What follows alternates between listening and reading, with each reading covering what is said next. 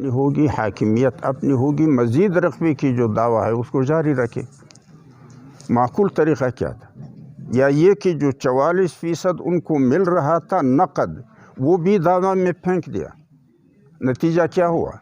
عرب اور اسرائیل کی جنگ ہوئی۔ مصر کی زمین کو اس نے ہڑپ لیا، اردن کو ہڑپ لیا، شام کی زمین کو ہڑپ لیا، فلسطین کی زمینوں کو ہڑپ لیا۔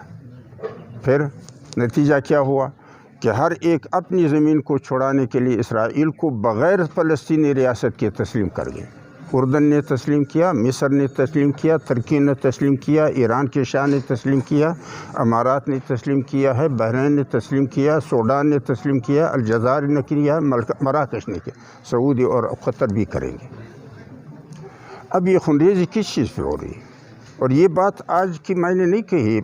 1999 میں جب یاسر عرفات مرحوم پاکستان آ رہے تھے اور میں اسمبلی میں تھا اور چیئر سے اعلان ہوا کہ یاسر عرفات مشترکہ اجلاس سے خطاب کریں گے، تو اس وقت میں کھڑا ہوا پوائنٹ آف آرڈر پہ، میں نے کہا یاسر عرفات کا کمال کیا ہے سوائے اس کی فلسطینیوں کے خون کو امریکہ پر ڈالروں کی عوض بیچ دیا ہے، اور کیا کمال ہے؟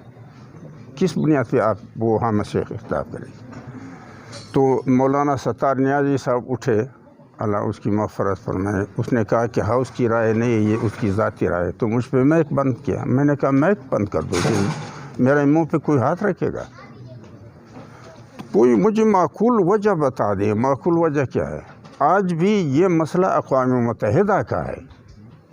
اقوام متحدہ پہ مسلم ممالک دباؤ ڈالیں کہ خون بس ہے، وہی 2 ریاستی فارمولے پہ عمل کرو تاکہ فلسطین کی الگ ریاست ہو اور اسرائیل کی الگ ریاست۔ تو اس میں کیا ہے؟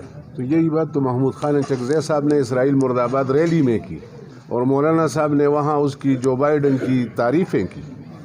تو اب اگر یہ اس طرح بات ادھر بڑھ ہے پی ڈی ایم کے اس پہ جلسے میں، خیر ہے، اب شیرانی صاحب نے پورے ڈیٹیل سے اس کی بات کی تو وہ غلط ہے، بات وہی ہے کہ اور پھر مقدس کتابیں، بائبل بھی کوئی دیکھے اور قرآن کو بھی دیکھے کہ بائبل کیا کہتا ہے اس زمین کے بارے میں اور قرآن کریم کیا کہتا ہے اس زمین میں۔